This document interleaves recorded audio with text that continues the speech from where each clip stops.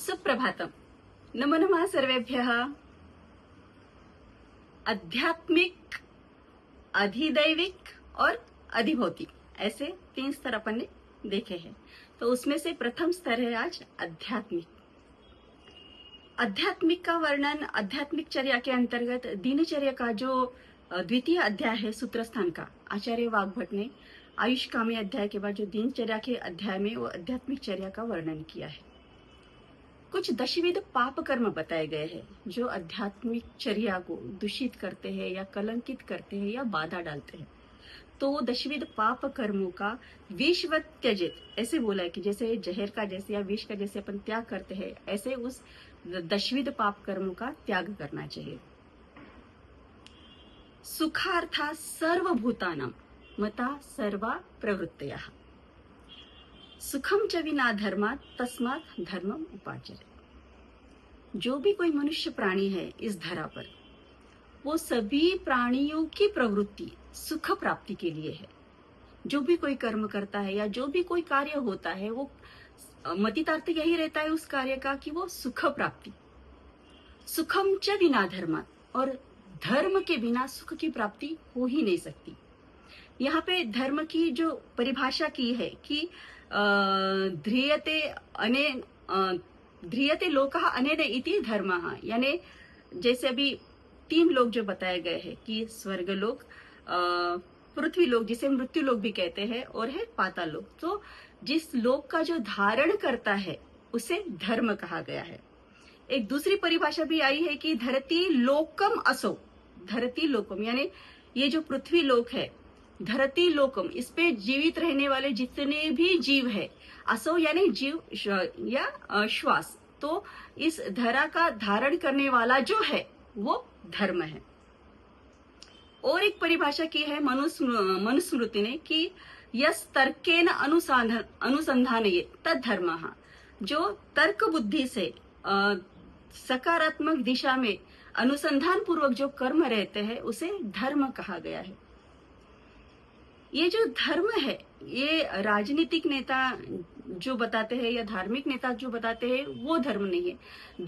धर्म यानी तत्वतः उस मूल्य का पालन करना, यानी वो धर्म है।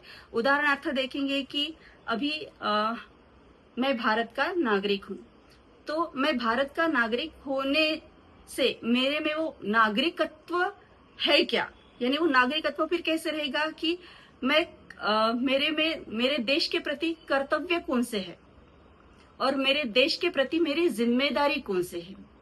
तो मेरी कृति, प्रत्येक मेरा विवेक, प्रत्येक मेरा विचार वो मेरे देश के हित के लिए ही होना चाहिए, या हितावह ही मेरा प्रत्येक कृति या कार्य होनी चाहिए। और अगर मेरे सामने, मेरे समक्ष अगर कुछ गलत होता है तो मेरी जिम्मेदारी है कि वो गलत होने वाली जो चीजें हैं उस पे अंकुश डाले या उसका विरोध करे तत्वता से ही। ये मेरा नागरिकत्व होने से वो मेरा अग्र कार्य है, तो ये मेरा धर्म है। मधितार्थ अगर देखा जाएगा तो अभी ऐसे जैसे बोलते हैं कि जो सुवर्ण है, सोना है, उसमें वो सुवर्ण तत्व यानी कैरेट बोलते हैं, तो कैरेट के हिसाब से अनुसार उसका वो मूल्य माना गया है। तो ये धर्म यानी तत्वतः उस पद का धारण करना। जैसे अगर कोई पिता है तो उसमें पितृत्व कितना है, कोई माता है तो उसमें मातृत्व कितना है, वैसे वो तत्वतः उसका धारण करना यानी वो धर्म है। जो भी कोई सत्कर्म अपनों के लिए या दूसरों के लिए सत्कर्म, वो कार्य की दिशा में जाने वाले, जिसे बोला है कि इस धरा पर जो अपने को मर्यादित क्षण मिले हैं और जो श्वास मिले हैं, तो वो मर्यादित श्वासों का और क्षणों का सत्कर्म में व्यतीत करने के लिए जो भी कोई कृति होती है उसे ही धर्म कहा गया है। तो ये धर्म फिर उसे बोलेंगे कि जैसे क्या बोलते कि नियत कर्म यानी जो पहले से ही वो तत्वता से वो सो क्या बोलते हैं कि स्थिर है या फिक्स है, वो धर्म। उसी के भी फिर पर्याय नाम है, जैसे सुकृत बोला गया है, पुण्य बोला गया है, श्रेयस बोला गया है, वृष भी कहते हैं। तो ये सब धर्म के अंतर्गत आता है। तो ये धर्म का ही आचरण करते हुए जो भी कोई मन से, वाणी से या शरीर से जो भी कोई कर्म का क्यों निषिद्ध करना चाहिए, वो है दशविध पाप कर्म जो आयुर्वेद ने बताया है। और ये दशविध पाप कर्म ही अपने वो गति को बाधा लाने वाले हैं। तो ये क्या है कि दशविध पाप कर्म जैसे बोला है कि भक्त्या कल्याण मित्राणी, भक्त्या कल्याण मित्राणी सेवेते तर दूरगः, हिंसास्तेय अन्यथा कामा, हिंसास्तेय अन्यथा कामा, पैशून्य पुरुषानृते, सन्निभालाप व्यापदम, अविद्या दृक् विपर्ययम, पापम कर्मेति दशदा, काय वांग मनस त्यजेत। ये जो 4 पंक्ति का जो श्लोक आचार्य वाग्भट ने बताया है, इसका अग्रिम शब्द, प्रथम शब्द है भक्त्या। भक्त, भक्त यानी जो परमात्मा से, भगवान से जो विभक्त नहीं है वो भक्त है। यानी कोई भी व्यक्तित्व जिसमें वो भक्त के गुण है, भक्त के गुण यानी जिसमें वो सत गुण है। सत यानी परमात्मा, सत यानी परमात्मा का स्वरूप। इसलिए जो भी कोई परमात्मा स्वरूप अगर वो कृति रहती है तो उसको वो सत्कार्य बोलते हैं। अगर वो कोई परमात्मा स्वरूप अगर संग है तो उसको सत्संग बोलते हैं। तो ये सत्कर्म, तो परमात्मा के स्वरूप अनुसार। तो ये भक्त, भक्त्या कल्याण मित्राणी। कोई भी अपने उसको क्या बोलते हैं ना कि जो अपना दैनंदिन व्यवहार रहता है, तो दैनंदिन व्यवहार में जो लोगों का जो संपर्क आने वाला है, तो अपने जिंदगी में या अपने लाइफ में जो भी कोई लोग आने वाले हैं, तो कल्याण मित्राणी यानी जो लोग अच्छे संस्कार में बड़े हैं, पले बड़े हैं, जो अच्छे विचारों से है, जिनके घर का वातावरण अच्छा है, जिनको अच्छे बुरे की समझ है और जिनका समाज में एक अच्छा क्या बोलेंगे उसकी प्रतिष्ठा संपन्न है, तो और जो अपने हित चिंतक है, अपने शुभ चिंतक है, ऐसे ही लोगों के शब्दों का ग्रहण करे या सेवन करे या ध्यान दे। और इसके विपरीत जो भी कुछ लोग रहेंगे या व्यक्तिमत्व रहेंगे, उनकी छाया से भी दूर रहने के लिए आयुर्वेद ने निर्देश किया गया है।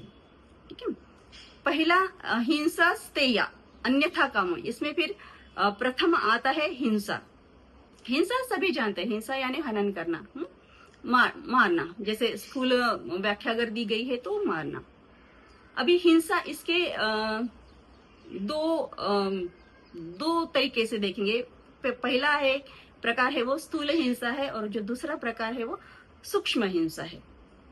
स्थूल हिंसा यानी क्या, अभी मैं अध्यापक व्यवसाय में हूं तो उदाहरण भी मैं उसी से दूंगी। स्थूल हिंसा यानी अभी मेरे पदव्युत्तर विद्यार्थी है, छात्र हैं, उनको उनके सिलेबस के अनुसार पब्लिकेशन से या क्या बोलते पेपर सबमिशन, पेपर प्रेजेंटेशन, उसके लिए जाना पड़ता है किसी जगह पे। तो उनके सिलेबस में वो प्रोटोकॉल में जरूरी भी है। और अगर मैं बीइंग एचओडी, अगर मैं विभाग प्रमुख हूँ और वो बच्चा मेरे पास, छात्र मेरे पास आता है कि मैडम मुझे ऐसे ऐसे ये कार्य के लिए मुझे जाना अनिवार्य है, मैं 4-5 दिन मैं मेरे वार्ड में ड्यूटी नहीं कर पाऊंगा, तो मुझे छुट्टी मिलेगी क्या? और मैं ये जानते हुए भी मैं उसको बोलती हूँ कि नहीं, अभी सारे के सारे पीजी छुट्टी पे गए हैं, तुझे जाना नहीं है, तो ये सूक्ष्म स्थूल हिंसा है। ठीक है। उसके बाद में है सूक्ष्म हिंसा। सूक्ष्म हिंसा यानी अभी वही बच्चा, वही उदाहरण अपन अभी देखते हैं कि वही बच्चे का अभी जो पेशेंट एडमिट है उसका उन्होंने अच्छे से स्टडी किया है और अभी उसकी वो केस प्रेजेंटेशन है आधे घंटे में। तो आधे घंटे में वो केस प्रेजेंटेशन के लिए उसको अभी प्रिपेयर होना है और वो इमोशनली फुल्ली वो प्रिपरेशन में ही उसने डाले है। 8-10 दिन से उसने पूरी तैयारी की है, ये मुझे मालूम है। और अभी सभी वेटिंग है और उसको अभी प्रेजेंटेशन के लिए जाना है। फिर भी मैं बोलती हूँ कि बेटा वो पेशेंट का वो विरेचन उसको दिया है, उसका वो डिस्चार्ज अभी होने वाला है, तो जाओ उसको उसके वेग के अनुसार उसको आहारात्मक और विहारात्मक पथ्य और अपथ्य दोनों बोल के आना है। ठीक है। अभी मुझे मालूम है कि उसका प्रेजेंटेशन है और मुझे उसको वो इमोशनली उसके लिए वो प्रिपेयर होना चाहिए, तो उसका माई टाइम वो आना चाहिए। फिर भी मैं उसको अगर बोल रही हूँ जानबूझकर, तो ये सूक्ष्म हिंसा है। ठीक है। प्रथम है हिंसा। उसके बाद आता है हिंसा स्तेय। स्तेय यानी चोरी करना वगैरह, सभी जानते हैं स्तेय। दैत्य गुरु शुक्राचार्य, दैत्य गुरु शुक्राचार्य ने अपना जो वार्षिक जो उत्पन्न रहता है ना, वो वार्षिक उत्पन्न या वो राशि का 6 स्तरों में विभाजन किया है। और वो 6 स्तर है वो राशि का। वो पहला स्तर है कि पहला पार्ट जो रहेगा, पहला भाग, वो धर्म कार्य के लिए। दूसरा भाग है वो समाज कार्य के लिए। तीसरा भाग है मंगल अमंगल कार्य के लिए, यानी जो भी कोई अपने परिवार में जो भी कुछ होने वाले हैं त्योहार, ये मंगल कार्य वगैरह, उसमें अमंगल कार्य के लिए वो तीसरा भाग है। उसके बाद चौथा भाग है वो चतुर्थ इस आरोग्य के लिए। और पंचम भाग है वो घर खर्चे के लिए। और वो जो छठा भाग है वो दान के लिए। तो ऐसे जो भी अपनी जो राशि आती है अपने उत्पन्न की, उसका 6 भागों में ऐसे विभाजन करके रखने के लिए बोला है। छठा यानी दान है। अभी स्तेय देख रहे अपन। अभी जैसे जान लीजिए कि अभी घर में औसत अपने 6-7 मंगल कार्य होते हैं, तो 6-7 मंगल कार्यों के लिए कितनी राशि खर्चा हो सकती है, तो वो अपन वो राशि अलग निकाल के रखते हैं। अभी मानो कि इस साल पिछले बार 8 शादियां हुई थी, लेकिन इस साल 2 ही शादियां हुई है। तो वो जो अमाउंट है जो अपन ने वो शादियों का जो निकाल के रखा है, वो अमाउंट अगर अपन अपने काम के लिए अगर इस्तेमाल करते हैं तो उसे चोरी कहा गया है। ठीक है, तो ये जो दूसरा भाग है ये चोरी है। तीसरा है अन्यथा काम। तीसरा पार्ट है अन्यथा काम। अन्यथा काम यानी अगम्यागमन, जिसे बोलते ना कि किसी जगह पे नहीं जाना चाहिए, ऐसी जगह पे चले जाना। ऐसी जगह पे चले जाना यानी फिर वो विचार से, वाणी से ऐसी जगह पे चले जाना, उसको अन्यथा कार्य बोला गया है। उसके बाद आता है पशुनता। पशुनता यहाँ पे जैसे बोल सकते कि चुगलखोरी।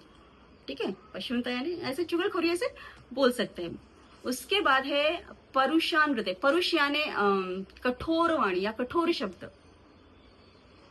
अपने बहुत बार ऐसे देखा है कि किसी किसी के स्वर इतने तीक्ष्ण होते हैं, शब्द इतने तीक्ष्ण होते हैं, मानो कि ऐसे गर्म लोहे की भांति ऐसे कान में प्रवेश करते हैं और हृदय को ऐसे विदीर्ण कर देते हैं, इतने वो कठोर शब्द होते हैं। ठीक है, सो वो परुष यानी कठोर शब्द। अनरुत। अनरुत यानी असत्य वदन, यानी सच नहीं बोलना। सो असत्य वदन, अनरुत। उसके बाद है सन्निभ आलापन। सन्निभ आलापन यानी जिसे बोलेंगे कि दोगलापन, यानी कभी कुछ और बोलना, कभी कुछ और बोलना। ठीक है, ये दोगलापन, इसे सन्निभ आलापन बोलेंगे। उसके उपरांत आता है व्यापद। व्यापद यानी किसी को भी ऐसे क्षति पहुंचाना या क्षति पहुंचाने के बारे में सोचना, ये व्यापद है। उसके उपरांत है अभिद्या। अभिद्या यानी क्या जानेंगे? अभिद्या जैसे दूसरों का कोई बहुत अच्छा है, अच्छी चीजें है या कुछ अच्छा है, तो अपने को प्राप्त होने की इच्छा रखना, उसे अभिद्या कहा गया है। ठीक है, और जो दशम पाप कर्म है अंतिम, वो है दृग विपर्य। दृग यानी दिशा भी है, और दृग यानी दिक यानी दिशा है, दृग यानी दृष्टि। जितने कुछ अपने आप्त है, आप्तोपदेश यानी जो ऋषि मुनि है या जो संत है, जिन्होंने उपदेश किए हैं शास्त्र में कि आचरण ऐसा होना चाहिए, अपने विचार ऐसे होने चाहिए, अपनी वाणी ऐसे होनी चाहिए, और अपने हित के लिए, अपने शुभचिंतक होने के कारण उन्होंने अपने को कुछ निर्देश किए कि आपने ऐसे करना है, ऐसे चलना है, ये अगर मानसिक अवस्था आती है तो क्या क्या करना है, जो ऐसे शास्त्र में उन्होंने वचन लिख के रखे हैं। तो ये शास्त्र वचन न मानते हुए उसके विपरीत सोचना, उसको दृग विपर्य कहा गया है। तो ऐसे दशविध पाप कर्म जो आचार्य वाग्भट ने बताया है, उसको विश्वत्यजे, जैसे बताया कि पापम कर्मेति दशदा काय वांग मनसा त्यजे। इन ऐसे दशविध पाप कर्मों का काय से यानी शरीर से, वाणी यानी शब्द से, और मन से उनका विश्वद त्याग करना चाहिए। ऐसे दशविध पाप कर्म है जो अपनी चर्या को दूषित करने वाले, कलंकित करने वाले पाप कर्म है। धन्यवादाः। जयतु भारतम, जयतु आयुर्वेदम।